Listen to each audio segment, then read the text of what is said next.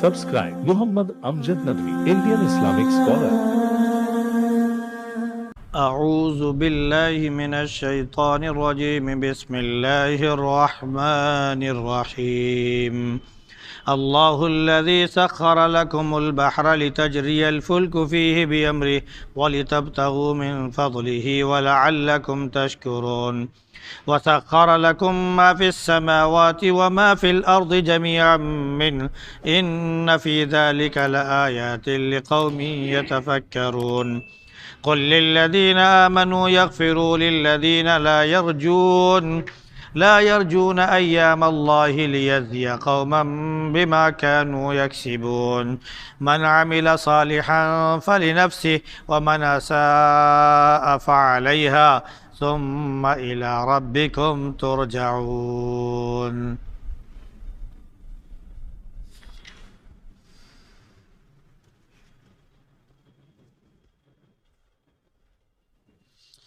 اللہ الذی سخر لکم البحر لتجری الفلک فیہ بامرہ، وہی اللہ ہے جس نے تمہارے لیے سمندر کو مسخر کر دیا تاکہ کشتیاں اس میں اس کے حکم سے چلیں، اور تاکہ تم اس کا فضل تلاش کرو، تاکہ تم شکر ادا کرو. اور اس نے تمہارے لیے جو کچھ آسمانوں میں ہے جو زمین میں ہے سب کے سب کو مسخر کر دیا اپنی جانب سے. اس میں نشانیاں ان لوگوں کے لیے جو غور و فکر کرتے ہیں.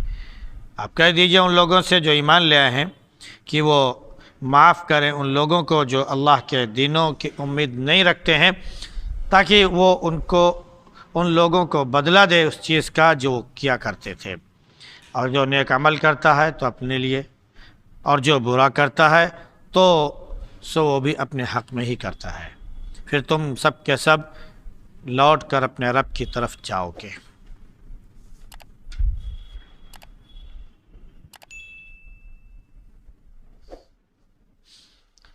گزشتہ آیات میں آسمان و زمین، انسان کی تخلیق، تمام مخلوقات کے پھیلانے اور ان کی تخلیق، رات و دن کی آمد اور رفت، اور زمین کے خشک ہونے کے بعد پھر اسے تر و تازگی ملنا، ہواؤں کے پھیرنے میں سب نشانی اللہ نے ذکر کی تھی.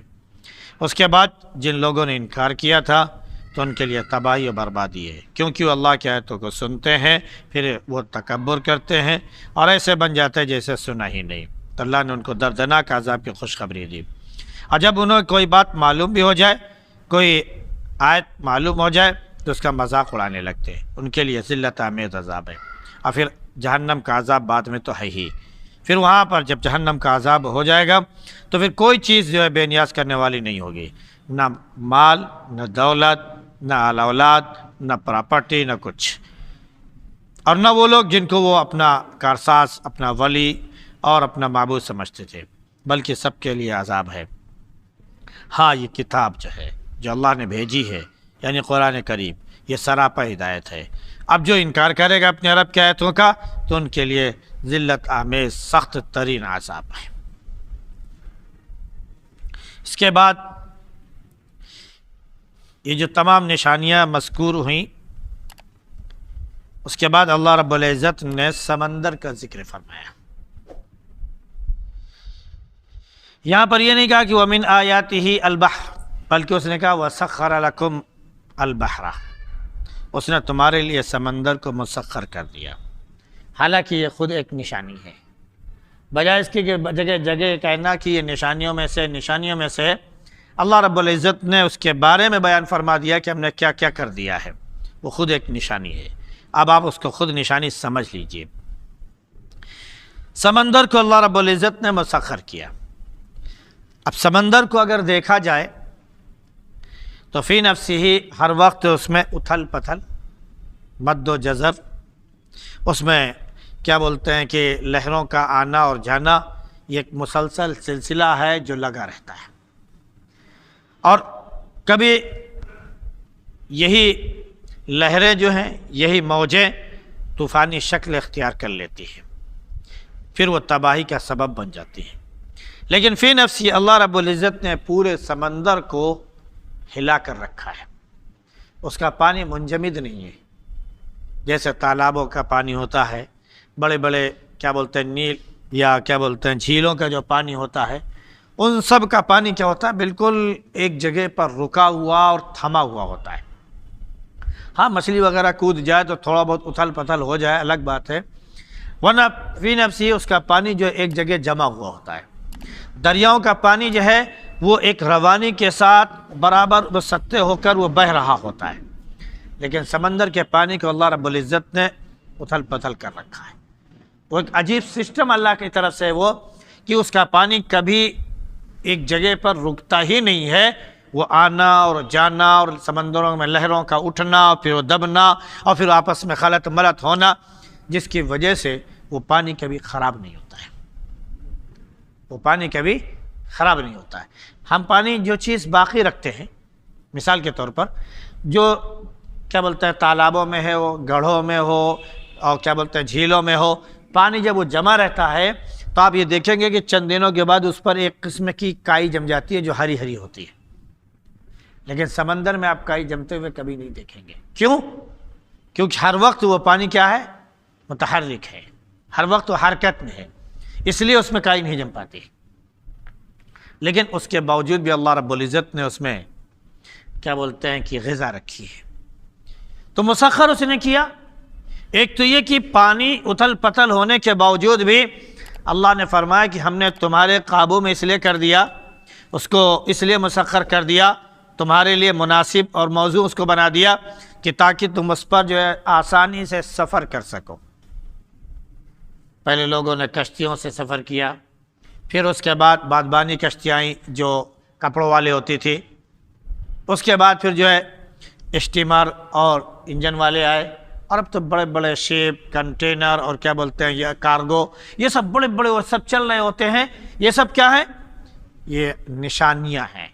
آج کل کے تو جو جہاز ہیں، خاص طور سے جو جنگی جہاز وغیرہ ہیں، ان کا معاملہ یہ ہے کہ اتنے بڑے بڑے ہوتے ہیں کہ ایک ایک دو دو کلومیٹر کے برابر صرف یہ جہاز ہوتے ہیں فی نفسی ہی، یعنی مسلسل آپ 2 کلومیٹر، 1.5 کلومیٹر یا 1 کلومیٹر تک آپ چلتے رہیں تب جہاز کے اس سرے سے اس سرے پر آپ پہنچیں گے۔ اتنے بڑے بڑے جہازوں کو پانی کے اوپر روکنا اور اسے باقی رکھنا نہ جانے کتنے ٹنوں کے ہوتے ہیں، اور پھر وہ آسانی سے سفر کر رہے ہوتے ہیں، کوئی پانی کا اثر ان کے اوپر نہیں ہوتا ہے، اور ہر چیز آسانی سے انسان لے آتا ہے، لے جاتا ہے، ایک جگہ سے دوسری جگہ وہ سفر کرتا ہے۔ تو اللہ نے فرمایا ہم نے تمہارے لیے سمندر کو مسخر کر دیا۔ دوسری بات یہ کہ پانی کو اللہ رب العزت نے ایسا خلط ملط، ایسا ملائم بنایا ہے کہ اگر کوئی چیز ہم اندر لے جانا چاہیں وہ آسانی سے ڈوبتی چلی جاتی ہے، اور اگر کوئی چیز ہم اوپر سطح پر رکھنا چاہیں تو وہ چیز جہاز اور اس طرح کی جو بھی چیز ہے وہ سطح پر رہتی ہے، وہ نہیں ڈوبتی ہے۔ عجیب صفت اللہ نے اس کی رکھی ہے، مٹی کی طرح وہ ٹھوس نہیں ہے۔ اگر خدا نخواستہ اسی پانی کو اللہ رب العزت نے اتنا کٹھور کر دیا ہوتا کہ جیسے مٹی متھی ہوئی ہوتی ہے، جیسے کہ کیچڑ ہو جاتی ہے، یا کیا بولتے ہیں ربدہ جس کو کہتے ہیں، اس طرح ہو جاتا تو یہ سمندر میں نہ کوئی جا سکتا تھا، نہ سفر کر سکتا تھا، نہ کچھ اور ہو سکتا تھا، لوگ اس دلدل میں جا کر پھنس جاتے۔ لیکن عجیب اللہ نے رکھا ہے کہ اس کا پانی، اور پھر بڑی بات یہ کہ اس کا پانی بڑا کھارا رکھا ہے، کھارا رکھا ہے، اور نمک میں کوئی چیز جانے کے بعد وہ اس میں گل جایا کرتی ہے، اس میں ختم ہو جایا کرتی ہے، اور وہ چیز بدبو نہیں پیدا کرتی۔ ورنہ سمندر میں جتنی مخلوق موجود ہیں، اگر اس کی مخلوق فی نفسی مرتی رہتی اور وہ چیز اس میں باقی رہتی تو اتنی بدبو ہو جاتی کہ سمندر کے کنارے کھڑا ہونا مشکل ہو جاتا۔ لیکن عجیب اللہ نے رکھا ہے۔ ایک ریسرچ کرنے والے ایک محقق نے ایک بات کہی کہ اگر پورے سمندر کو نمک بنا دیا جائے، یعنی خشک ہو جائے پورا سمندر، اور اس کا پورا سمندر کا نمک بن جائے تو پوری زمین پر 35 فٹ تقریباً نمک ہو جائے گا، کم از کم 35 فٹ یا 35 گز، جو بھی میٹر ایسے اس نے کہا ہو، کیونکہ پانی کے اندر جو نمکینیت ہے، جو نمک اللہ نے رکھا ہے وہ کیا ہے، 35% کم از کم سمندر کے پانی میں رکھا ہے، یعنی تقریباً آدھا پانی اور آدھا نمک کہہ لیجئے۔ یہ کیا ہے؟ اللہ کی طرف سے۔ اس میں ساری مخلوق کو باقی رکھنا، مچھلیوں کا زندہ رکھنا، اس کے اندر کے تمام چیزوں کو اللہ رب العزت نے زندہ رکھا۔ پھر یہ نہیں، سمندر کی جو سطح ہے، جو سطح ہے کہہ لیجئے، اس کو اللہ نے بالکل برابر رکھا۔ اس کو بھی اللہ نے، زمین دیکھیے اس کے اندر جو ہے بالکل برابر ہوتی چلی جاتی ہے، ہاں ڈھلوان کے ساتھ ہوتی ہے، آپ چلتے جائیں گے دھیرے دھیرے گہرائی کی طرف چلتے چلے جائیں گے، لیکن ایسا نہیں ہے کہ یہاں پر زمین بہت اونچی ہے اور اچانک جا کے نیچے ہو جائے، پھر وہاں پر اونچی ہے پھر اچانک نیچے ہو جائے، یہاں پر جو ہے بالکل وہ ہے اور اس کے بعد تھوڑی دور پر جائے اتنے گہرا ہے کہ ہم وہاں تک وہی نہیں، ایسا نہیں، بالکل مسطح ہوتے زمین ایسے گڑھائی کی طرف ڈھلوان کی طرف ہوتی چلی جا رہی تھی۔ اللہ نے یہ بھی رکھا ہے۔ پھر اس میں جو عجائبات رکھے ہیں، ہریالی اپنی جگہ ہے، تمام غذا اپنی جگہ ہے، سیب اور موتی اور یاقوت اپنی جگہ ہے۔ اللہ نے ایک جگہ فرمایا کہ یخرج منہما اللؤلؤ والمرجان، سے لؤلؤ اور مرجان ایک اعلیٰ قسم کی کیا بولتے ہیں موتیاں ہیں، وہ جو پتھر ہوتے ہیں جو لوگ اپنا انگوٹھے میں اور دیگر جگہوں پر پہنتے ہیں لگا کے، تو وہ بہت قیمتی ہوتے ہیں۔ اللہ نے فرمایا کہ ہم نے اس کو سمندروں میں رکھا ہے، سمندروں میں رکھا ہے۔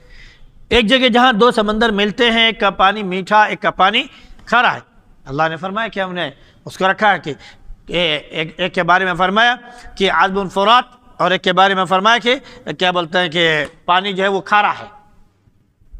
دونوں سمندروں کے بارے میں الگ الگ خصوصیت بیان فرمائی، اور فرمایا کہ مر البحرین یلتقیان، دونوں سمندر مل رہے ہوتے ہیں اور موجیں اٹھ رہی ہوتی ہیں، لیکن اس کا پانی اس میں نہیں جاتا، اس کا پانی اس میں نہیں جاتا۔